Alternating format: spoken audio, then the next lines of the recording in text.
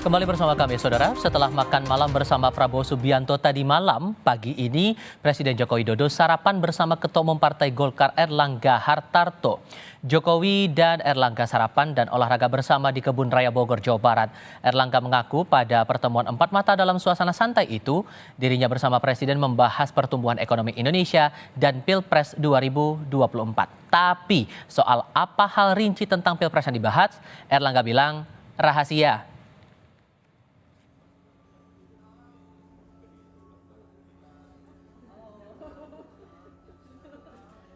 Tadi pagi jalan dan makan pagi. Tapi sempat ngomong empat mata sih sama Pak Jokowi, Pak, kelihatannya di foto.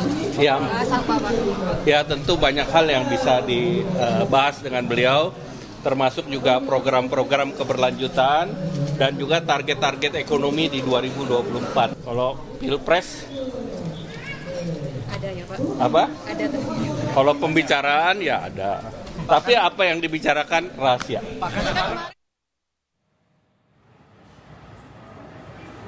Dalam kesempatan berbeda, Menteri Pertahanan Prabowo Subianto bertemu Presiden Joko Widodo Jumat malam.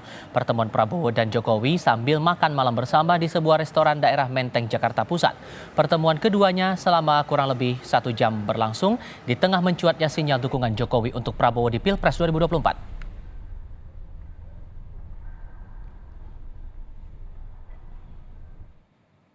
Melalui pesan singkat kemarin malam, Koordinator Staf Khusus Presiden Ari Dwi Payana menyatakan Bapak Presiden rileks sejenak mencoba masakan Nusantara di rumah makan Seribu Rasa Menteng.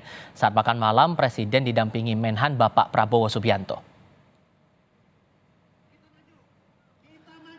Sementara calon wakil presiden, sementara calon presiden nomor urut 3 Ganjar Pranowo menilai pertemuan Presiden Jokowi dan calon presiden nomor urut 2 Prabowo Subianto menunjukkan keberpihakan Jokowi. Ganjar mengaku tidak masalah dengan pilihan Jokowi, namun mengingatkan agar tidak ada penyalahgunaan kekuasaan.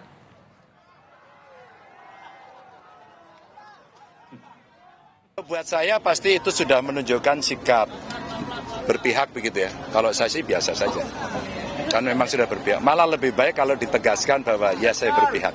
Yang penting tidak akan ada penyalahgunaan kewenangan, kekuasaan, sehingga semua akan bisa fair play ya, bisa jurdil begitu.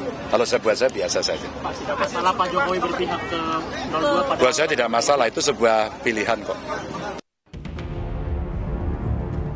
Kurang dari 24 jam, Presiden Jokowi melakukan 2 pertemuan empat mata dengan petinggi Koalisi Indonesia Maju. Malam tadi, Presiden Jokowi makan bersama Menteri Pertahanan sekaligus calon Presiden nomor urut 2 Prabowo Subianto di kawasan Menteng, Jakarta Pusat. Berlanjut, pagi tadi, Jokowi sarapan dan olahraga bersama Erlangga Hartarto bahas Pilpres. Kedua pertemuan ini terjadi tepat setelah Ketua Umum Golkar Erlangga Hartarto dan Ketua Umum Projo Budi Aris Setiadi angkat bicara soal klaim TKN Prabowo Gibran yang menyebut Jokowi mendukung paslon nomor urut 2 di Pilpres. Erlangga dan Budi Ari kompak menyebut arah dukungan Jokowi sudah jelas, namun enggan menjelaskan dan menerjemahkan maknanya.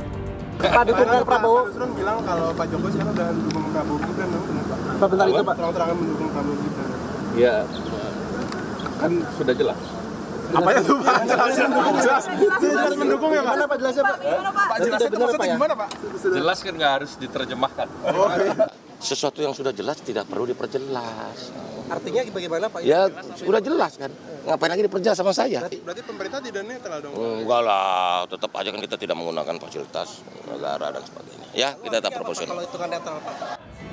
Sementara Ketua Badan Kehormatan PDIP Komarudin Watubun menilai pertemuan empat mata Jokowi Prabowo seakan mengonfirmasi dukungan Jokowi ke Prabowo. Ya, kalau banyak pihak mempertanyakan pertemuan Pak Jokowi dan Pak Prabowo malam ini, saya kira wajar-wajar saja. Karena pertemuan malam ini seakan-akan mengkonfirmasi pernyataan Menkominfo kemarin bahwa Pak Jokowi mendukung Pak Prabowo. Soal pertemuan Jokowi Prabowo dan Jokowi Erlangga, Cawapres nomor urut 1 Muhaimin Iskandar bilang pertemuan presiden dan menterinya biasa. Tetapi menurut Imin, Jokowi harus diingatkan agar tetap netral. Iya sekarang kan menteri sama presiden kan biasa aja gitu. Ya kalau kita sih kita harus jaga nama beliau, kita harus ingatkan terus menerus supaya jangan sampai prestasi-prestasinya terganggu dengan ketidaknetralan. Pertemuan politik jelang Pilpres jadi batu uji janji Presiden Jokowi untuk tetap netral di pemilu 2024. Tim Liputan, Kompas TV. Di tengah klaim kubu TKN Prabowo Gibran soal arah dukungan Presiden Jokowi, tadi malam Presiden Joko Widodo terlihat makan bareng bersama Menhan yang juga calon Presiden Prabowo Subianto. Tak hanya dengan Prabowo, pagi tadi Jokowi juga membagikan momen sarapan berdua dengan Menko Perekonomian yang juga Ketua Umum Partai Golkar Erlangga Hartarto. Apa yang ingin disampaikan Jokowi lewat dua momen ini? Kami diskusikan bersama dengan para narasumber. Bergabung saat ini Wakil Sekjen Partai Golkar Aceh Hasan Syadzili, lalu politisi PDI Perjuangan Andreas Hugo Pareira, dan Direktur Eksekutif Parameter Politik Indonesia Adi Prayitno. Selamat sore semuanya, apa kabar? Selamat sore. Assalamualaikum. Waalaikumsalam warahmatullahi wabarakatuh. Terima kasih semuanya sudah mau bergabung bersama kami. Mas Adi, saya ke Anda dulu. Bicara dua pertemuan yang berlangsung tadi malam dan pagi tadi, apa makna yang Anda tangkap? Ya, saya kira ada dua hal. Pertama, ini sebagai penegas bahwa Pak Jokowi itu sudah memutuskan dukungan Pilpresnya di 2024, the one and only, hanya kepada Prabowo Subianto, bukan kepada yang lainnya. Belakangan ini kan mulai santer, misalnya Pak Jokowi itu kembali diidentifikasi adalah sosok yang kemudian dekat dengan Pak Ganjar Pranowo yang dinilai punya kesamaan seperti belusukan dan seterusnya. Jadi ketika ada makan malam antara Jokowi dan Pak Prabowo, pesan politiknya sederhana. Jangan lagi kait-kaitkan Jokowi dengan yang lain. Cukup Jokowi itu kaitkan dengan Prabowo Subianto, bukan yang lain. Saya kira itu pesan tegasnya, Mas. Nah, yang menarik tentu pertemuan Prabowo dan Jokowi plus Pak Erlangga Hartarto, sepertinya memang ini ada kaitan dengan rencana Jokowi yang akan pergi dan kemudian kunjungan ke luar negeri, konon tanggal 10 Januari. Sepertinya ketika Jokowi ini pergi ke luar negeri, urusan politik tentang Pilpres, urusan konsolidasi partai-partai dan pemenangan di 2024, khususnya untuk kubu nomor 2, sepertinya memang cukup dipercayakan kepada Pak Erlangga dan Prabowo Subianto ya. Dalam konteks itulah kemudian pertemuan ini kan terkesan sangat maraton dilakukan. Tadi malam misalnya dengan Prabowo, kemudian esok harinya dengan Pak Erlangga Hartarto. Saya kira dua variabel ini yang paling mungkin bisa ditangkap oleh publik ya, bahwa ya Pak Jokowi tentu saja ketika melakukan kunjungan ke luar negeri tentu ingin memastikan pertempuran, pertandingan politik masih tentang keinginan untuk memenangkan Prabowo Gibran pastinya harus on the track, bukan yang lain. Oke. Saya kira itu yang bisa dibaca oleh publik ya secara umum, Pak Stifal. Jadi menegaskan pernyataan dari Pak Erlangga dan Bung Budi Aris Setiadi bahwa sudah jelas nggak perlu diperjelas lagi, dan itu maksudnya? Ya sebenarnya ketika Gibran maju sebagai calon wakil presiden Prabowo Subianto, sejak saat itu sebenarnya Pak Jokowi dengan PDIP sudah talak 3. Tak ada lagi yang bisa diharapkan bahwa hubungan antara kedua orang ini gitu ya tidak bisa diselamatkan dalam konteks kembali kepada PDIP. Kalaupun toh tadi malam misalnya bertemu dengan Prabowo Subianto, ini kan sebenarnya lebih pada penebalan ulang bahwa Pak Jokowi itu ya tak lain dan tak bukan dukungan politiknya hanya kepada Prabowo, bukan kepada yang lain. Bahkan kalau kita mendengar statementnya dari Ganjar, itu jelas bahwa pertemuan Prabowo dan Pak Jokowi itu adalah sebagai bentuk keberpihakan, itu justru lebih bagus kata Pak Ganjar. Biar tidak ada wilayah abu-abu yang kembali ditafsirkan oleh PDIP. Tapi overall bagi saya, semua orang sudah tahu, Tifal, semua publik sudah tahu bahwa Jokowi itu pastinya hanya mendukung Prabowo Subianto, bukan Ganjar Pranowo apalagi Anies Baswedan. Ini yang saya kira memang tak ada perdebatan lagi tentang kemana arah politik Jokowi di 2024. Oke. Kang Aceh, tadi pagi kan pertemuan dengan antara Pak Erlangga dengan Presiden Jokowi, salah satunya ngomongin soal Pilpres. Spill dong, ngobrolin apa untuk Pilpresnya? Iya, tentu kalau pembicaraan secara spesifik soal Pilpres, ada rahasia dong, ya kan? Sebagai insan politik, ya, dua-duanya tentu Pak Erlangga sebagai Ketua Umum Partai Golkar yang juga tergabung di dalam koalisi Indonesia Maju, dan Pak Jokowi. Bagaimanapun kan Pak Jokowi merupakan presiden yang saya kira ya beliau tentu ingin mengetahui tentang perkembangan dari Pilpres, tentu ya pasti akan ada pembicaraan dong. Tapi soal detailnya saya kira ya hanya kedua orang itu yang tahu begitu. Tapi soal arah dukungan itu sudah pasti ya, bahwa Jokowi akan mendukung pasangan nomor 2? Ya begini, kita harus lihat secara kasat mata bahwa pasangan capres yang jelas-jelas ingin melanjutkan terhadap berbagai kebijakan Presiden Jokowi ini kan semua sudah sangat tahu. Kampanye sudah hampir dilaksanakan 1 bulan lebih dan secara tegas bahwa hanya pasangan Prabowo Gibran lah yang secara eksplisit menyatakan akan melanjutkan kebijakan Presiden Jokowi gitu ya. Jadi artinya secara politik apa yang telah dilakukan oleh kami tentu ingin menegaskan bahwa memang pasangan kami ingin melanjutkan berbagai kebijakan-kebijakan yang telah diletakkan oleh Presiden Jokowi dan akan disempurnakan oleh pasangan Prabowo Gibran. Nah dari sini saja saya kira sudah jelas ya bahwa konteksnya harus dilihat bahwa apa yang telah dilakukan oleh Presiden Jokowi akan kami lanjutkan di dalam koalisi Indonesia Maju ini gitu. Oke. Saya ke Bung Andre, kalau begitu melihat tondo-tondo yang seperti ini Bung Andre, berarti posisi Pak Jokowi di PDI Perjuangan gimana kalau gitu? Saya kira tidak perlu ditafsir-tafsirkan lagi deh. Sudah jelas arah kemana dulu tuh. Karena kalau kalau saya sih juga tidak terlalu memikirkan juga gitu. Ya sekarang kita fokus saja ke bagaimana memenangkan pemilihan presiden ini, karena toh waktunya juga tinggal setahun lagi kok. Alasan nggak dipikirkan tuh kenapa tuh Bung Andre? Kenapa? Alasan kenapa tidak mau dipikirkan lagi kenapa? Karena kita ingin fokus pada memenangkan Pak Ganjar dan Pak Mahfud gitu. Itu jauh lebih penting daripada memikirkan yang simbolik-simbolik yang berubah-ubah terus seperti itu. Dan ya saya kira nggak terlalu menjadi hal yang perlu menjadi pertimbangan pemikiran kami juga gitu. Karena toh kita punya fokus masing-masing di dalam Pilpres ini. Oke, tapi kalau untuk di internal sendiri melihat adanya 2 pertemuan ini berlangsung jarak waktunya berdekatan, reaksinya gimana, Bung Andre? Ya, saya kira tadi gitu, tidak perlu ditafsirkan dan tidak perlu menjadi pemikiran gitu. Karena toh itu ya Presiden mau bertemu dengan menteri-menterinya dan kami bekerja di dalam konteks pemenangan Pilpres dan waktu tinggal sebulan lagi. Dan kita lebih baik fokus untuk memenangkan Ganjar Mahfud daripada memikirkan yang seperti itu. Oke, jadi pertanyaan yang kemudian juga muncul adalah bagaimana hubungan Presiden Jokowi dengan PDI Perjuangan sendiri. Karena yang terakhir kami pahami, Bung Andre, PDI Perjuangan tidak mempermasalahkan juga kalaupun Presiden Joko Widodo ini tidak akan hadir dalam peringatan ulang tahun partai nanti karena bertugas ke luar negeri. Jadi gimana tuh hubungannya? Tapi jawabnya nanti Bung Andre. Tahan dulu, Bapak-Bapak sekalian juga tetap bersama kami. Saudara tetap di Kompas Petang. Satu informasi dulu sebelum kami lanjutkan dialog, Saudara. PDI Perjuangan tidak mempermasalahkan jika Presiden Joko Widodo tidak hadir dalam peringatan ulang tahun PDI Perjuangan karena bertugas ke luar negeri.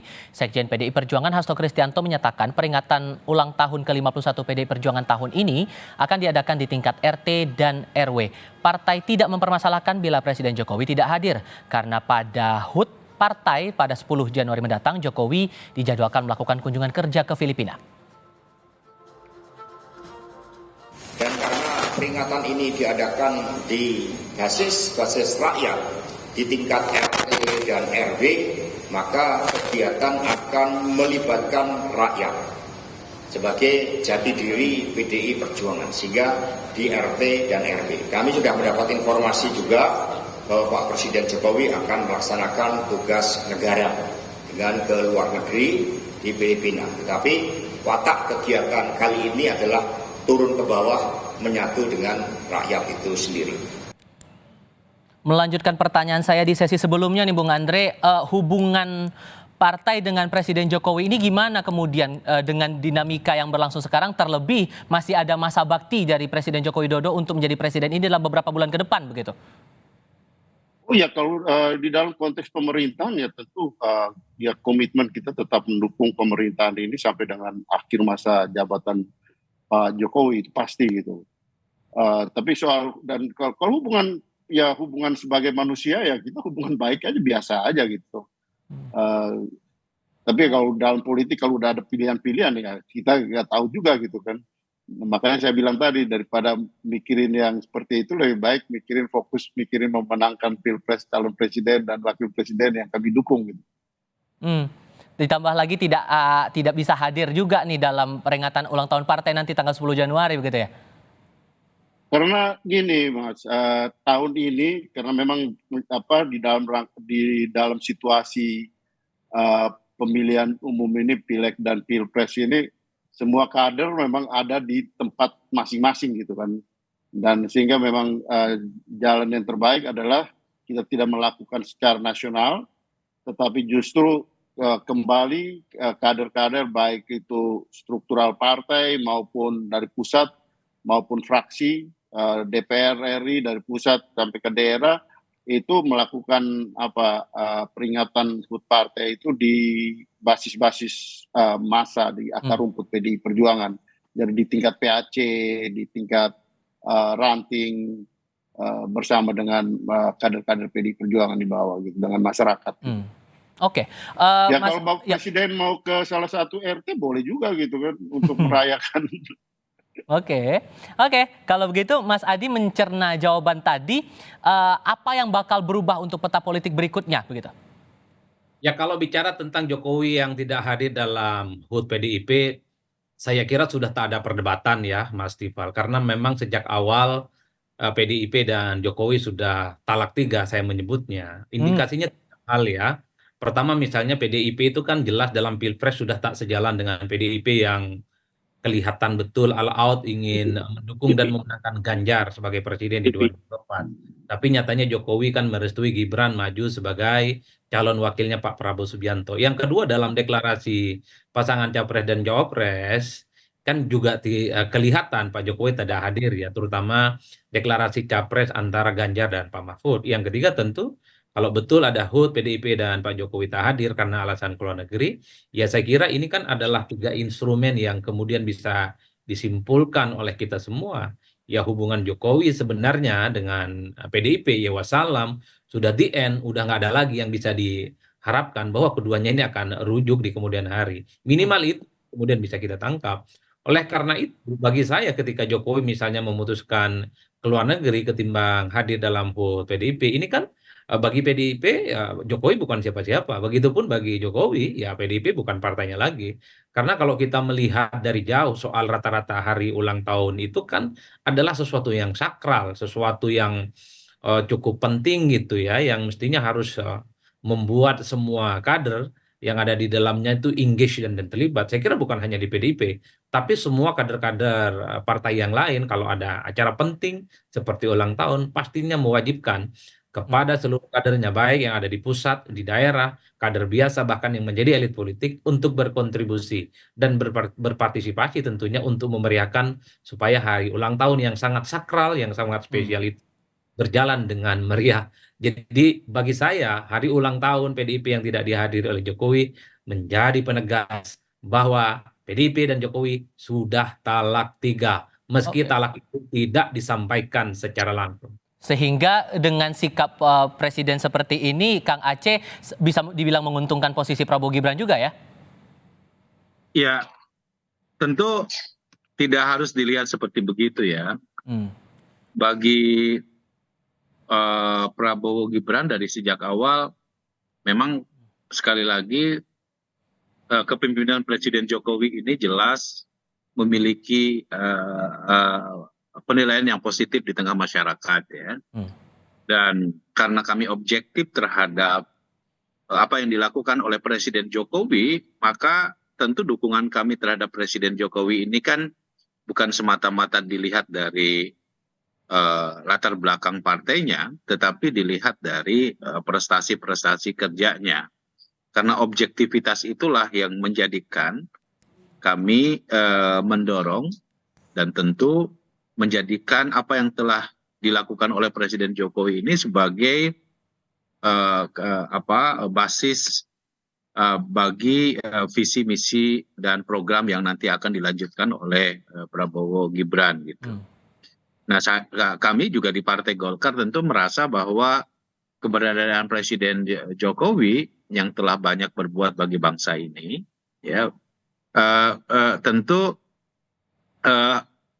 dengan kesamaan visi dan apa yang telah dilakukan oleh Presiden Jokowi ini bagi kami menegaskan bahwa Pak Jokowi ini telah menunjukkan dan mengimplementasikan ideologi karya kekaryaan gitu, ideologi tentang pembangunanisme yang selama ini memang menjadi karakter dari Partai Golkar.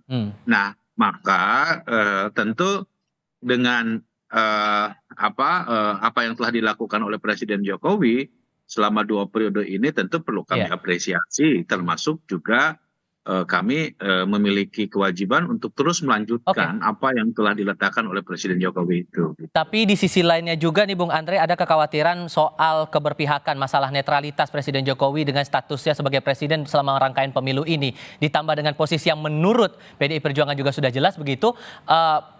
Ada concern tersendiri tidak bagi PDIP soal ini, Bung Andre? Ya, sangat. Dalam hal ini kan kita lihat sudah terjadi berkali-kali gitu. Dan saya kira bukan hanya concern buat PDI Perjuangan gitu, tapi concern untuk kita bangsa ini dalam arti bahwa pemilu dengan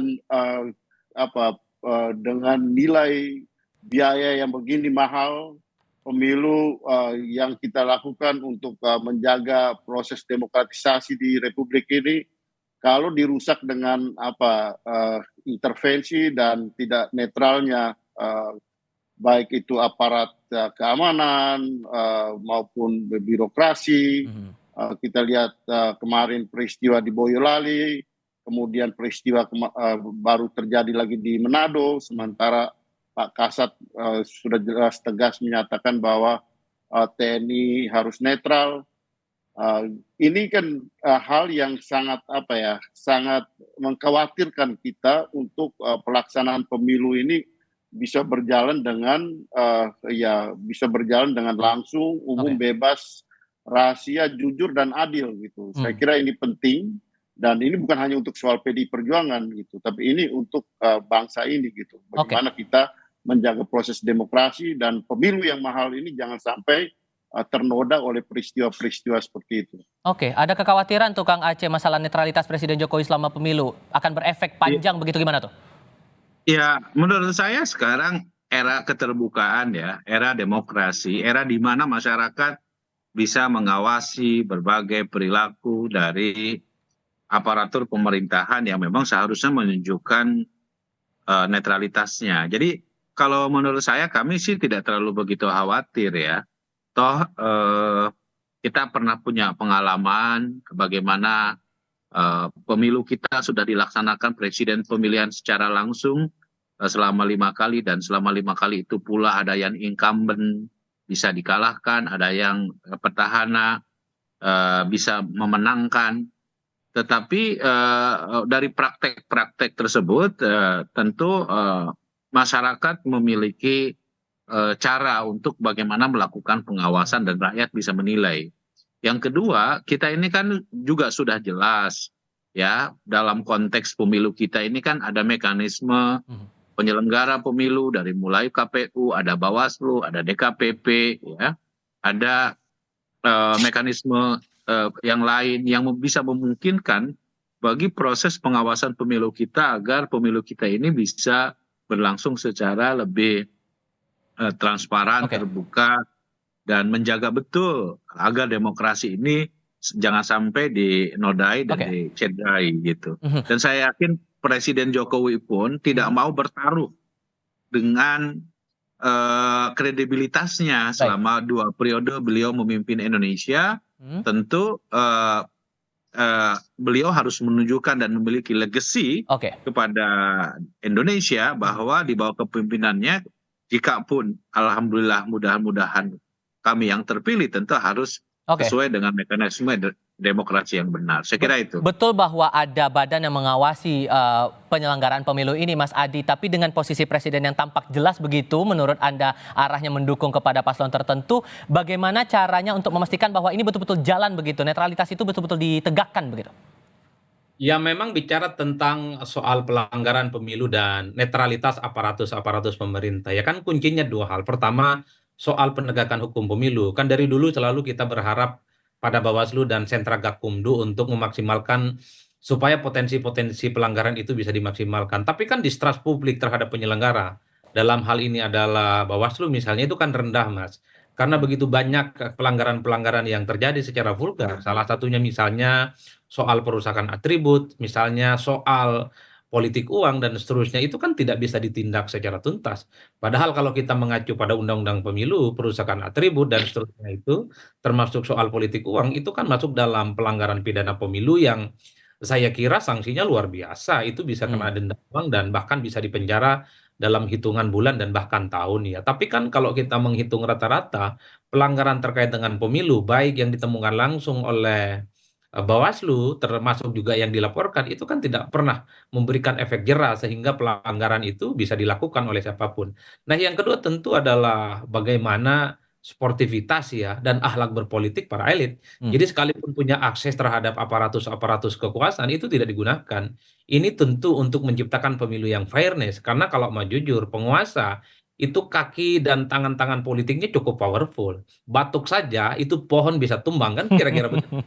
Apalagi ada perintah secara khusus. Oleh karena itu, satu-satunya cara adalah bagaimana kita selalu berharap siapapun yang punya akses terhadap kekuasaan politik, yang bisa menggerakkan dan mobilisasi kekuasaan politik, jangan gunakan itu sebagai instrumen kemenangan dalam politik. Karena sebagai syarat untuk membangun demokrasi yang substantif, demokrasi yang sehat, adalah bagaimana pertarungan itu berjalan secara adil, fair, dan tentu saja tidak mencederai kaidah demokrasi. Saya kira di situ kuncinya, Pak Rifal. Oke, Mas Adi Praetno, terima kasih. Kang Aceh, terima kasih. Bung Andreas Hugo Parera juga terima kasih sudah berdiskusi bersama kami. Sehat selalu semuanya. Selamat sore.